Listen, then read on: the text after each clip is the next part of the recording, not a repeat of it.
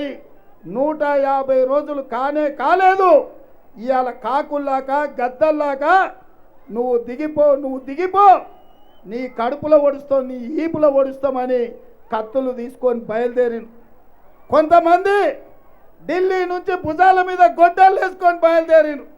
ఈ రాష్ట్రానికి పాలమూరు బిడ్డ ముఖ్యమంత్రిగా ఉండొద్దు, ఈ ప్రభుత్వాన్ని పడగొడతామని వాళ్ళు వచ్చిండ్రు. వాళ్ళు దుర్మార్గులు అయి ఉండొచ్చు, వాళ్ళకు పాలమూరు జిల్లా మీద కక్ష ఉండొచ్చు, వాళ్ళకు కోపం ఉండొచ్చు. మరి ఇవాళ ఈ జిల్లాలో ఉన్న వాళ్ళు మొదటిసారి మన జిల్లాకు అవకాశం వచ్చినప్పుడు పార్టీలకు, రాజకీయాలకు, ఎజెండాలకు, జెండాలకు అతీతంగా అండగా నిలబడి ఈ ప్రాంతాన్ని అభివృద్ధి చేసుకునే అవకాశం వచ్చింది. అట్లా కాకుండా శత్రువు పంచన చేరి ఇవాళ మనల్ని దెబ్బతీయాలని చూస్తున్నారు. మొన్న నేను చూసిన టీవీలలో, పేపర్లలో మా డీకే అరుణమ్మ మాట్లాడుతుంది, రేవంత్ రెడ్డి నా మీద పగబట్టిండు, రేవంత్ రెడ్డి నన్ను ఓడగొట్టాలనుకుంటుండు, నేను మాత్రం కాంగ్రెస్ను ఓడగొట్టే వరకు ఊరుకునేదే లేదు, కాంగ్రెస్ను ఖతం చేస్తా అని డీకే అరుణమ్మ అంటుంది. నేను అడుగుతున్న మా సోదరుని, మా మిత్రులని, మా చిన్నాన్నను, ఎందుకు అరుణమ్మ ఏమన్యాయం చేసింది కాంగ్రెస్ నీకు అని నేను అడుగుతున్నా. ఎందుకమ్మా నిన్ను కిలాకన్పురం నుంచి, నిన్ను పాన్గల్ నుంచి కాంగ్రెస్ జడ్పీటీసీ చేసినందుకు కూడగొట్టాలనా? నిన్ను గద్వాలకు ఎమ్మెల్యే చేసినందుకు కూడగొట్టాలనా? నిన్ను ఉమ్మడి రాష్ట్రంలో మంత్రిని చేసినందుకు కూడగొట్టాలనా?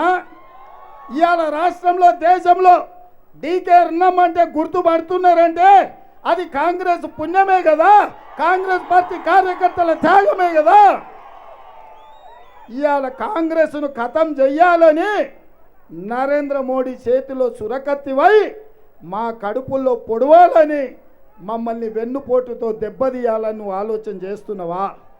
నేను అడుగుతున్న మిత్రులారా, ఇవాళ నేను కాంగ్రెస్ను గెలిపించాలా అనుకుంటున్నా అంటే కాంగ్రెస్ పార్టీ జర్రసేపు ఆగురా నాయన, జర్రావు జరా. ఇవాళ నేను కాంగ్రెస్ పార్టీని గెలిపించాలని అడుగుతున్నా అంటే కాంగ్రెస్ పార్టీ కొడంగల్లో నాకు ఎమ్మెల్యే టికెట్ ఇచ్చింది, ఓడిపోయినా పర్వాలేదని వెన్ను తట్టి మల్కాజ్గిరి పార్లమెంటు టికెట్ ఇచ్చి నన్ను గెలిపించింది. దేశంలోనే పెద్ద పార్లమెంటు నియోజకవర్గమైన మల్కాజ్గిరిలో గెలిస్తే కాంగ్రెస్ పార్టీ అధ్యక్షుని చేసింది. ఇవాళ తెలంగాణ రాష్ట్రానికి ముఖ్యమంత్రిని చేసింది. నేను అడుగుతున్నా, పాలమూరు బిడ్డలు నేను అడుగుతున్నా, ఇవాళ ఎక్కడో వనపర్తి గవర్నమెంట్ స్కూల్లో చదువుకున్న నన్ను, నల్లమల్ల అడవుల్లో కొండారెడ్డిపల్లి పుట్టిన నన్ను ఇవాళ తెలంగాణ రాష్ట్రానికి సోనియమ్మ ముఖ్యమంత్రిని చేస్తే నేను ఇవాళ కాంగ్రెస్ను గెలిపించాలని అడగడం నేరమా?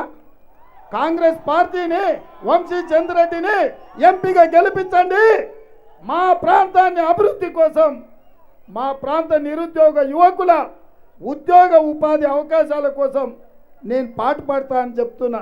ఇది నేను చేసిన తప్ప? ఇది నేను చేసిన నేరమా? ఎవరైనా ఢిల్లీకి రాజైనా తల్లికి బిడ్డనే అన్నారు కదా, మరి ఇవాళ ఈ ప్రాంతం నుంచి వచ్చిన నేను ఇవాళ ఈ ప్రాంతాన్ని అభివృద్ధి చేయాలని అనుకుంటున్న మిత్రులారా, ఇవాళ అందుకే చిన్నారెడ్డి గారి పెద్దల్ని తెలంగాణ రాష్ట్ర ప్లానింగ్ కమిషన్ వైస్ చైర్మన్గా నియమించి ప్రత్యేకంగా పాలమూరు అభివృద్ధి కోసం వారినే అన్ని శాఖలను సమీక్షించి గద్వాల కానీ, అలంపూర్ కానీ, కొల్లాపూర్ కానీ, అచ్చంపేట కానీ, కల్వకుర్తి కానీ, దేవరకద్ర కానీ, జడ్చర్ల కానీ, మహబూబ్నగర్ కానీ, మక్తల్ కానీ, నారాయణపేట కానీ, కొడంగల్ కానీ, షాద్నగర్ కానీ, నాగర్ కర్నూలు కానీ 14 అసెంబ్లీలను నాగర్ కర్నూలు పార్లమెంటు, మహబూబ్నగర్ పార్లమెంటు అభివృద్ధి చేయడానికి ప్రణాళికలు సిద్ధం చేయమని పెద్దలు చిన్నారెడ్డి గారికి చెప్పారు.